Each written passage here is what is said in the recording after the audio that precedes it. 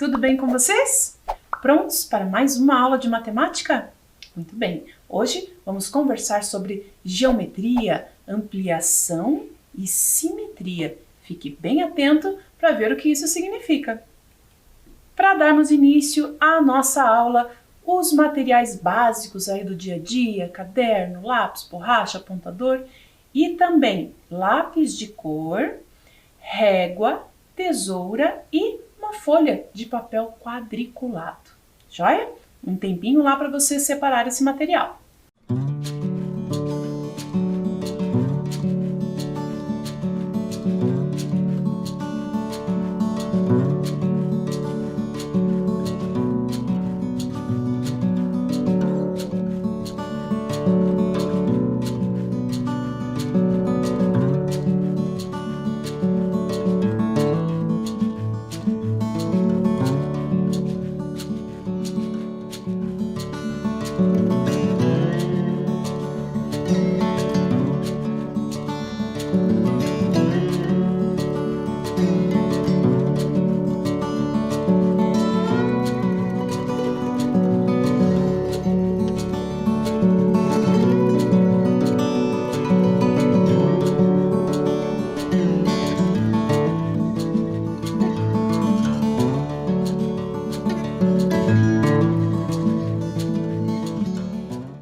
Prontinhos lá, material separado? Muito bem. Agora já vamos dar início aos nossos registros. Coloque aí no seu material a data de hoje e o nosso conteúdo, ampliação e simetria.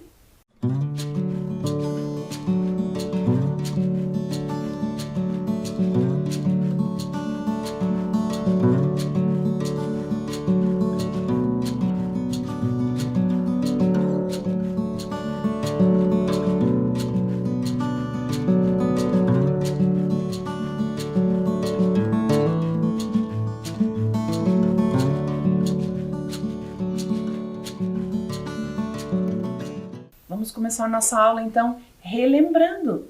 Na aula passada, vocês estudaram o conteúdo de combinatória. Dá uma olhadinha nas imagens ali. Combinaram dois tipos diferentes de massas com três tipos diferentes de recheios nos bolos, né? na combinação de tortas e bolos que foram feitas.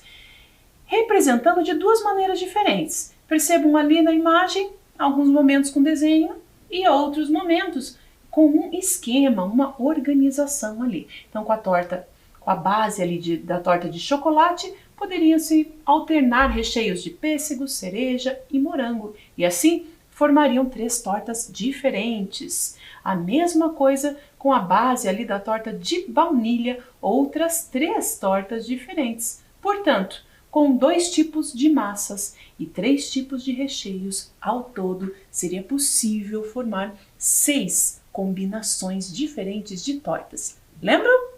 Muito bem. Hoje, para dar início à nossa conversa aí de geometria, nós vamos conhecer um pouquinho a história da Alice. Alice no País das Maravilhas. O que será que tem de matemática aí? Vamos conhecer?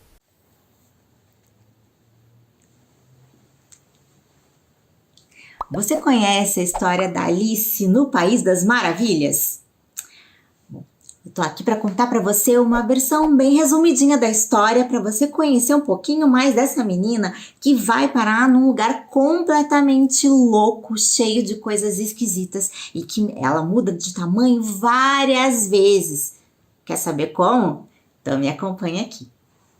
A Alice estava super entediada, estudando, tomando algumas lições e achando aquele livro muito chato porque não tinha figura nenhuma. Então ela resolveu seguir um coelho branco que apareceu por lá com olhos cor-de-rosa e um relógio no bolso. Ela seguiu o coelho e acabou caindo na toca dele. Caiu sem parar e acabou aterrissando num lugar bem esquisito. Lá tinha um vidrinho escrito "Beba-me". Ela sempre se dava muitos bons conselhos e sabia que não podia sair bebendo qualquer coisa por aí. Mas ela viu que não estava escrito que era veneno nem nada e resolveu provar. Alice acabou diminuindo tanto de tamanho que não sabia mais o que fazer porque ela percebeu que precisava passar por uma porta e a chave tinha ficado lá em cima. Nesse momento, ela decidiu que precisava tomar alguma atitude, fazer alguma coisa para resolver aquela situação e acabou comendo um bolinho que estava escrito "Coma-me". Bom, era a alternativa que ela tinha, então ela comeu e cresceu demais. Ficou tão desesperada que chorou muito mesmo e ficou apavorada, pegou um moleque, começou a se abanar. Nisso, percebeu que estava diminuindo de tamanho. Que alívio, né? Mas, como ela tinha chorado muito, acabou formando uma lagoa de lágrimas e por essa lagoa, ela e outros animaizinhos que apareceram por lá acabaram indo parar em outro lugar. E aí foi um corre-corre danado. Eles precisaram fazer um tipo de corrida bem maluca para tentar se secar. E até que por fim deu certo. Alice continuou por aquele caminho, aquela trajetória esquisita e ela precisava saber para onde ia. Foi nesse instante que ela encontrou uma lagarta que disse a ela que ela deveria pegar de um lado do cogumelo, caso ela quisesse crescer, ou de outro lado, caso quisesse diminuir. Era bom levar um em cada bolso por caso dela precisar. Essa lagarta sempre perguntava para ela: "Quem é você?", porque ela já tinha mudado tanto de tamanho que já não sabia mais quem ela era. O caminho dela continuou, ela encontrou uma duquesa que estava muito brava e tinha até um bebê no colo, que depois acabou virando um porco. Que esquisito. Ela continuou o caminho e encontrou um gato que ria, e era um gato de Cheshire. Esse gato pergunta, onde ela quer ir, e ela não sabe responder. Então ele diz para ela que se ela não sabe aonde ela quer ir, não adianta ela percorrer caminho nenhum, ela precisa saber onde ela quer chegar. Então ela diz que só quer sair dali. O que ele diz para ela é que de um lado ela vai encontrar a lebre de março e de outro lado o chapeleiro maluco. Alice segue, então, e acaba encontrando o chapeleiro maluco junto com a lebre de março. E ela tem uma conversa bem esquisita. Alice continua percorrendo ali o seu caminho até que ela encontra a rainha de copas num jogo de cricket bem esquisito também esse jogo. Os tacos eram flamingos e as bolas eram porcos espinhos enrolados, dá para acreditar? Umas cartas também que eram os soldados. Tudo muito estranho, até que ela chega num julgamento porque tinham roubado as tortas da rainha. E então Alice percebe que ela já estava crescendo muito mesmo e acabou saindo dali. Acordou, por fim, de um sonho que ela mesma diz que foi um sonho maravilhoso. Gente, que história mais maluca! Você já conhecia a história da Alice? Caramba, ela aumentou, diminuiu e tudo isso, no final das contas, era um sonho muito maluco, não é? Você já sonhou com coisas estranhas? Eu também, mas acho que não tão estranhas quanto a Alice. Dá uma olhadinha naquela imagem ali na tela. Ali temos a imagem original do livro, da história da Alice, no momento em que ela havia crescido. Agora, essa Alice está um pouco estranha, você não acha? Olha lá. Ela cresceu de um jeito meio esquisito. O que será que tem de estranho nessa imagem? No País das Maravilhas, as coisas são um pouco diferentes. Na imagem ao lado, Alice cresceu bastante, mas parece um pouco estranha. Você consegue dizer por quê? Ah, se você percebeu que o pescoço da Alice está maior do que as outras partes do corpo, está um pouco estranho, você descobriu. Realmente, o pescoço acabou crescendo mais do que as outras partes. E Daí a nossa estranheza, porque quando falamos em crescimento e particularmente em matemática, quando falamos de ampliação ou mesmo de redução, nós temos que considerar que as partes todas devem ampliar ou reduzir proporcionalmente. O que será que isso significa? Vamos a um exemplo. Na matemática, quando ampliamos ou reduzimos uma figura, cada parte da figura original aumenta ou diminui na mesma proporção. Observem essas duas imagens ali na tela. Na primeira delas, estamos ali trabalhando com uma malha quadriculada. É possível observar que a bordinha aqui, olha, da xícara, é a xícara em que a Alice tomava lá o seu chazinho. Ela tem o comprimento correspondente a 14 comprimentos ali de quadradinhos na malha quadriculada. Já na xícara menor, que seria uma redução, né, dessa xícara maior, a quantidade corresponde ao tamanho de 7 quadradinhos. Era 14 e agora 7. Na parte de baixo também. Percebam que na xícara maior, o comprimento embaixo corresponde à medida de 4 quadradinhos e na xícara menor ao de 2. Olha lá, aqui onde pega, né, a xícara na lateral, 4 quadradinhos para a xícara maior, 2 quadradinhos para a menor. Ainda mais uma parte aqui embaixo, vejam lá, 1, 2, 3, 4 quadradinhos, o comprimento ali que a gente usou para representar essa parte da xícara, e na imagem menor, apenas 2. Proporcionalmente, percebam que uma é a redução da outra de forma proporcional. Aqui, na xícara menor, as medidas são sempre metade das medidas da xícara maior.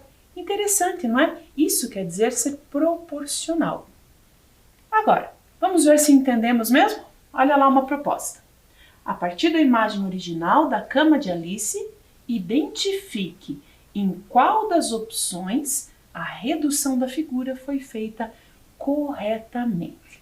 Então, nós temos uma imagem original da cama da Alice com o seu travesseirinho e mais algumas opções em que houve alguma redução. A cama foi reduzida de alguma forma. Percebam que essa daqui ela está mais curtinha que a cama original, não é? Essa daqui está mais estreita. Essa daqui também está reduzida em relação à imagem original. Mas em qual delas essa redução está correta matematicamente? Foi proporcional? Observem lá e já voltamos para conferir.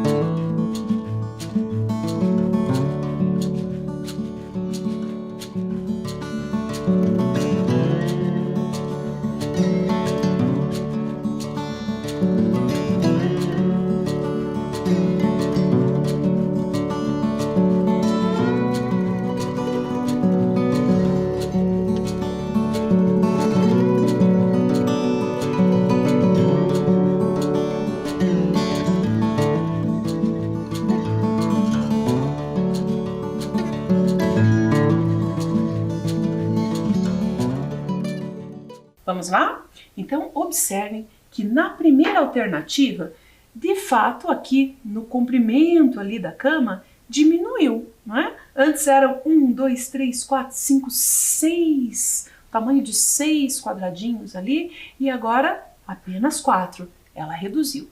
Porém, a sua largura se manteve, os mesmos 4 quadradinhos ali de comprimento da imagem original se mantiveram aqui.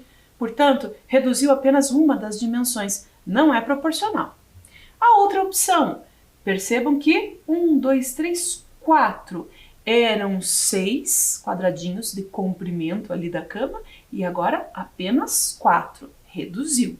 E com relação à largura, eram 4 quadradinhos de largura, agora são 2. Reduziu também. Porém, essa redução não foi de forma proporcional.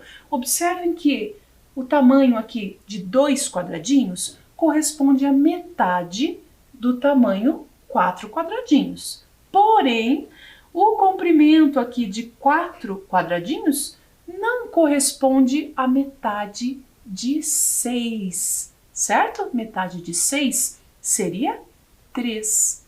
Portanto, ela reduziu em todas as dimensões, mas ainda não de forma proporcional. Na última alternativa, aí sim, os 4 quadradinhos de largura passaram a medir 2, a metade. E os 6 quadradinhos aqui do comprimento passaram a medir 3, a metade também. Portanto, essa é a alternativa em que a redução aconteceu de forma proporcional. Agora, vejam essa outra imagem. A casa 2 foi construída a partir de uma ampliação da casa 1.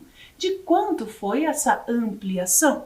Nos exemplos anteriores tínhamos visto a redução, agora temos uma ampliação. Tínhamos a casa 1 e ela foi ampliada, aumentada para formar a imagem da casa 2. Percebam que essa ampliação deve ser proporcional, mas a pergunta é: de quanto foi? Dobrou? Triplicou? Quadruplicou de tamanho? O quanto essa imagem foi aumentada? Bem, para sabermos disso, temos que comparar as medidas correspondentes. Então, essa altura aqui da parede, da casa 1 corresponde a 2 unidades de comprimento ali. A altura correspondente a 2 quadradinhos. E na sua ampliação corresponde a 6. De 2 para 6, o quanto aumentou? Bem, vamos analisar mais algumas medidas. Na lateral da casa 1, a medida era 1. Agora, em sua ampliação, passou a ser 3. Aumentou de 1 para 3. Ainda mais uma vez, no telhado, também correspondia ali a diagonal de 1 quadradinho. E agora, a diagonal de 3 quadradinhos. O que é que está acontecendo com as medidas da casa 1, agora na imagem da casa 2, na sua ampliação? Se você percebeu que elas triplicaram, você acertou. A ampliação aqui nesse caso corresponde a 3 vezes o tamanho da imagem original. Joia? Bacana, né? Aí sim, se fosse aplicada essa ampliação, Alice não ficaria com aquele pescoção, com aquela imagem estranha que nós vimos. Agora é a sua vez.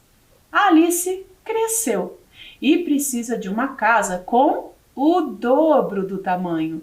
Desenhe essa nova casa, lembrando que todas as suas partes devem ser ampliadas na mesma proporção. Para que você consiga perceber se a proporção está correta, é importante que faça esse desenho no papel quadriculado. Aquele com quadrinhos pode ser o papel do caderno quadriculado, né? Então, o que é que você vai fazer? Não precisa copiar essa parte. Você vai direto para o desenho. Desenhe a imagem original aqui da casinha da Alice. Ao lado dela, então vai desenhar lá no cantinho esquerdo, para que sobre um espaço aqui para você desenhar a casa ampliada, aumentada. E essa casinha nova, esse novo desenho, deve corresponder ao dobro da casinha original. Vamos ver se você consegue? Tempo para você!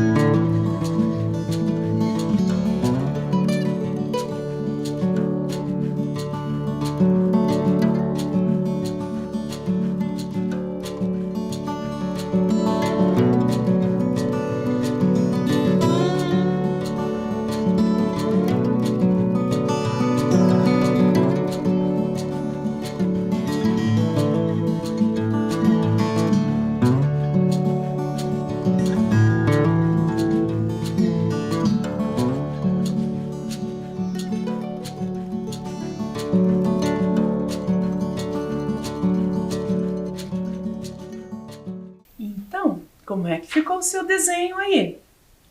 Dá uma olhadinha aqui na tela qual era a proposta.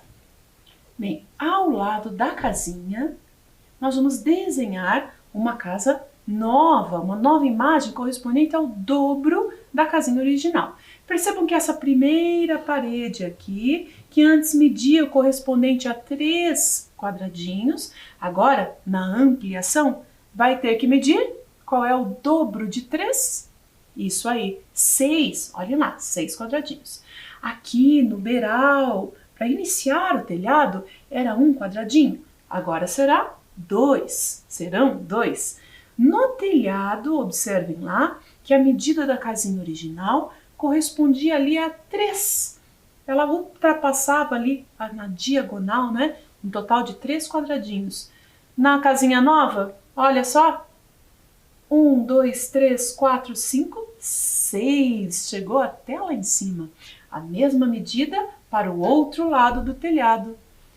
Dois comprimentos ali de quadradinhos para o outro beiral e novamente a parede com 6. Observe que na parte de baixo, na base aqui da casinha, antes 1, 2, 3, 4, formada por 4 quadradinhos, agora será formada pelo dobro, ou seja, 8 quadradinhos.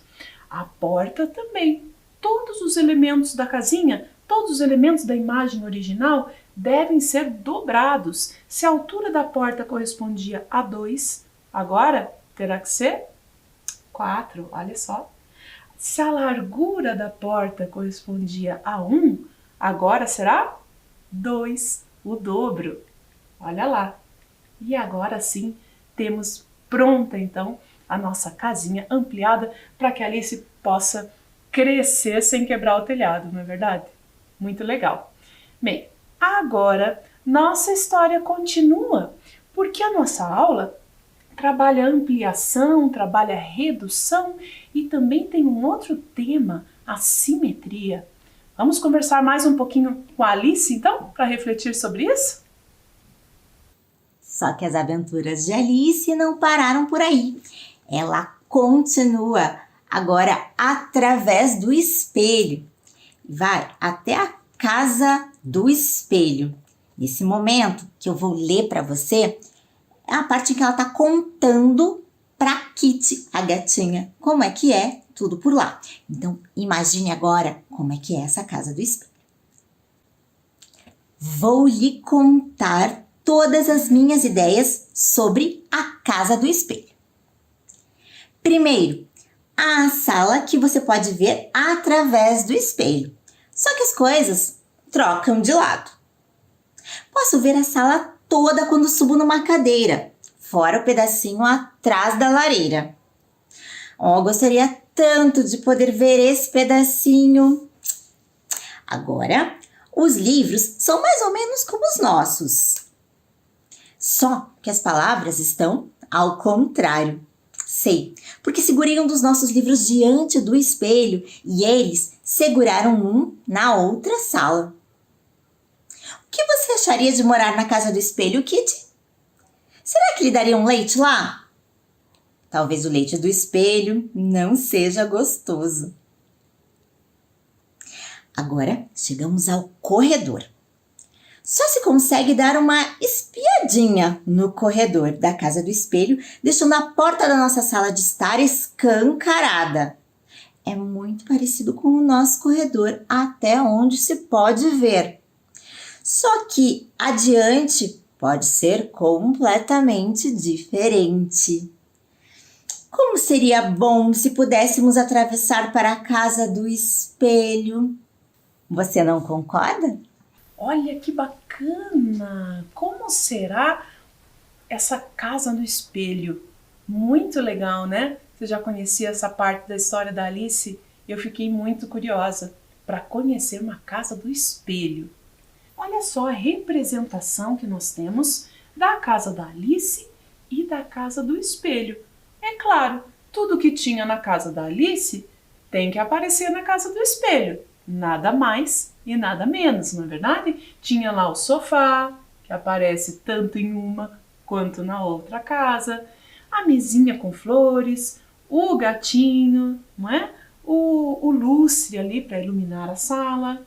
Agora, não basta que apareçam os mesmos elementos, eles devem estar em posições refletidas, porque é isso que o espelho faz, ele reflete.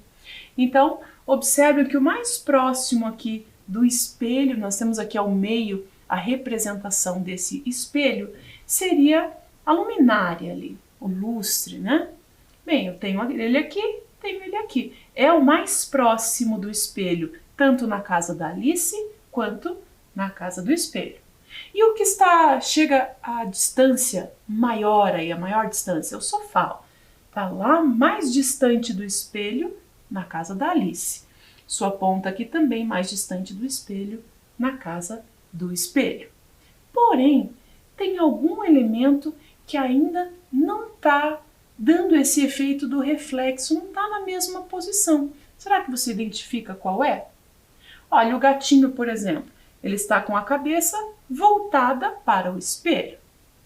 Esse outro gatinho também deve estar com a cabeça voltada para o espelho. É assim que funciona a imagem refletida. No lustre, a cordinha aqui, o detalhe, ele está mais próximo do espelho do que a outra ponta. Na imagem refletida, o mesmo vai acontecer. Porém, olha lá na tela. O sofá não estava, o sofá estava errado. Olha só como estava o sofá. As almofadas duplas é que estavam mais próximas do espelho. O mesmo deveria acontecer aqui na imagem refletida, mas não estava. Então agora, corrigindo, agora sim, almofadas duplas mais próximas do espelho. É para chamar a nossa atenção de como funcionam as imagens refletidas. É um movimento, a ideia da reflexão que trabalhamos na matemática, da simetria e reflexão. Na simetria de reflexão, observamos um ou mais eixos que funcionam como um espelho, refletindo a imagem da figura desenhada. Então temos dois exemplos ali, uma borboleta, aqui é o nosso eixo de simetria. É como se fosse um espelho, significa que na outra parte da imagem deve aparecer exatamente os mesmos elementos que apareceram na primeira parte, e com essa imagem refletida.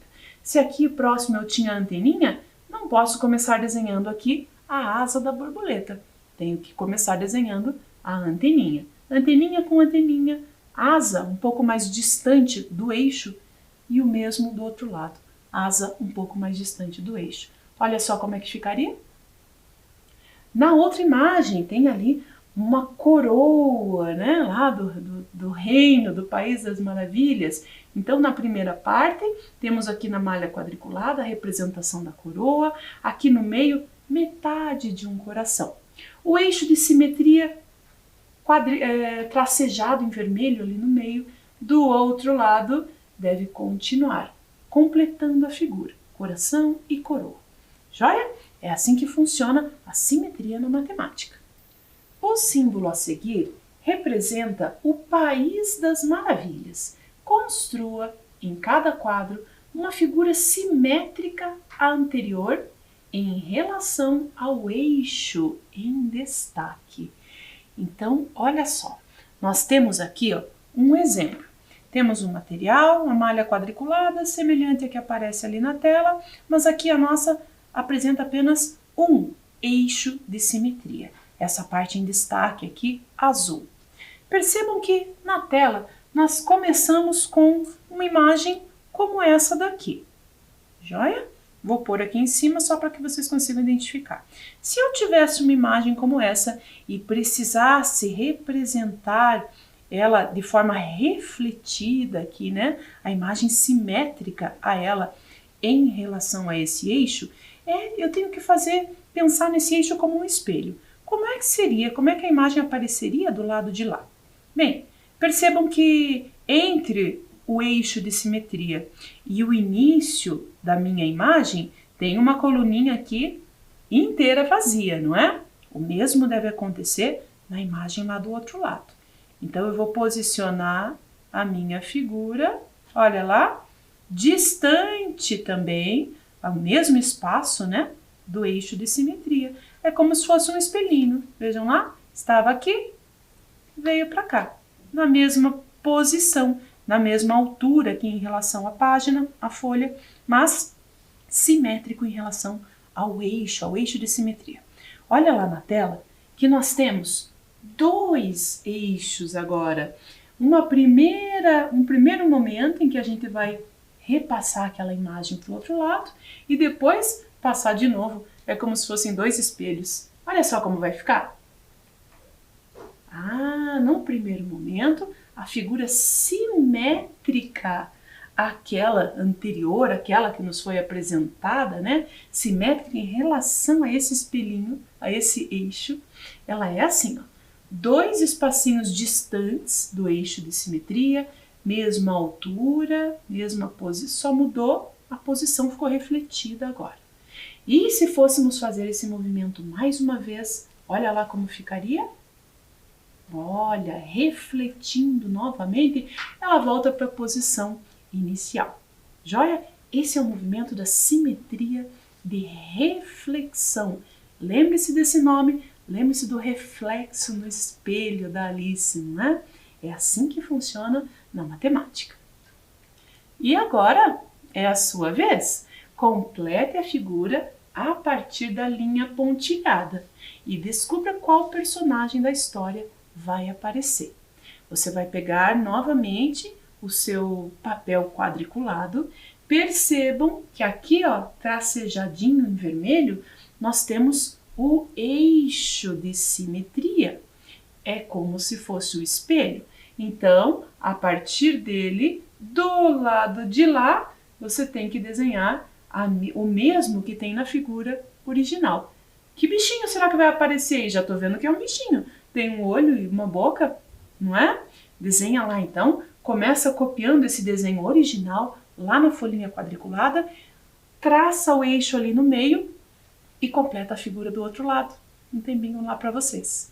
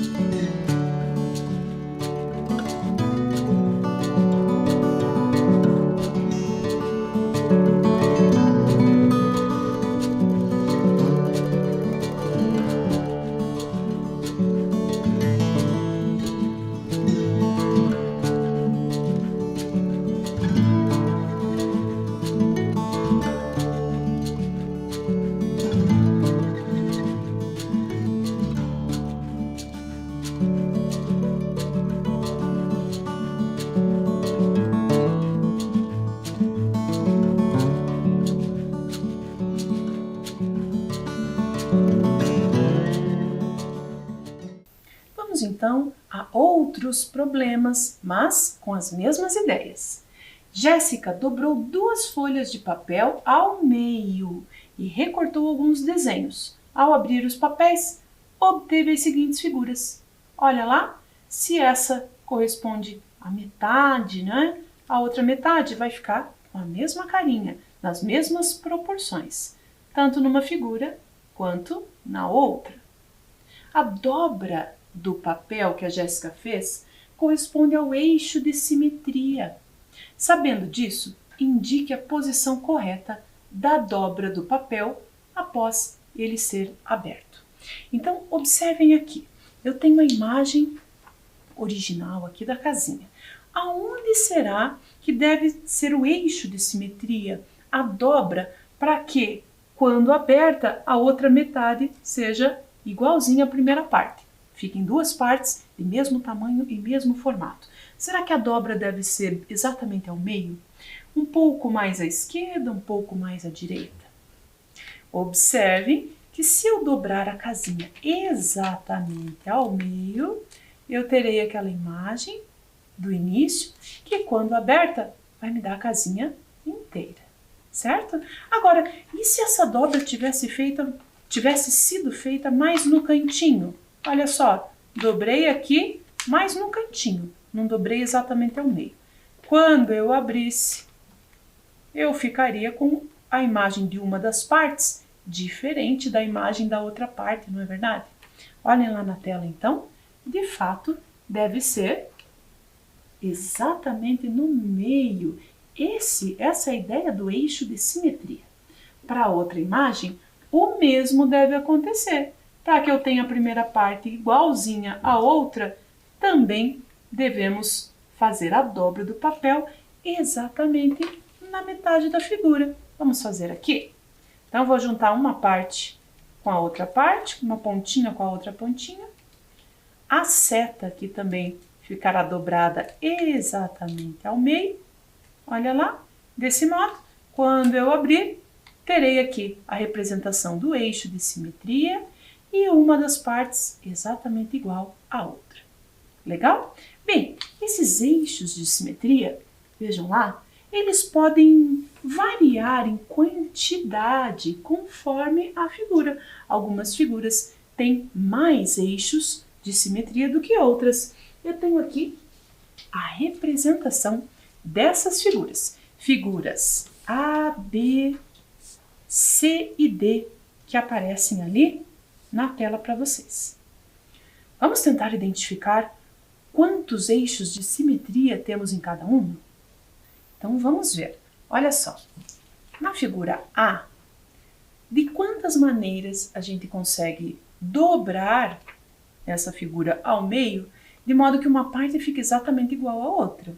Veja que se eu dobrar assim, uma ponta com a outra ponta, eu não vou ter uma parte exatamente igual à outra, não é verdade? Isso significa que este não é um eixo de simetria. Não vou nem apertar aqui e reforçar a dobra. Mas, se eu dobrar assim, olha lá,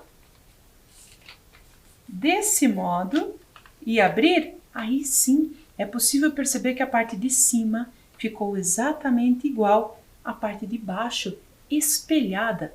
Esse é um eixo de simetria.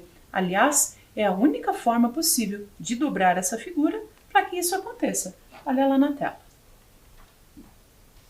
Dobrando nesse sentido, temos ali o único eixo de simetria da figura A. Vamos testar a figura B? Então, olha só, na figura B é um triângulo. De que maneira ou de que maneiras podemos dobrá-la para conseguir esse efeito espelhado, esse efeito da simetria de reflexão? Bom, vamos tentar dobrar uma pontinha, juntar aqui uma pontinha à outra. Olha lá, juntei. Aqui seria o meu eixo. Mas será que o que ficou na primeira parte é igualzinho ao que ficou na segunda? Não é, né? Essa parte ficou maior do que a primeira. Então, esse não é um eixo de simetria da figura. Será que vamos juntar assim? vai ficar igual a parte de cima, aqui, com a de baixo? Também não vai ficar igual. Olha só, nenhum eixo, então, de simetria naquele triângulo. Agora, tem outras figuras em que há mais de uma maneira de dobrar, de modo que uma parte fique simétrica à outra. Isso significa que existe mais de um eixo de simetria. Olha, nessa aqui também podemos dobrar de mais de uma maneira. Dá uma olhadinha ali na tela. Vejam que na figura C, dobrando nesse sentido ou nesse sentido, obtemos figuras simétricas, são dois eixos de simetria.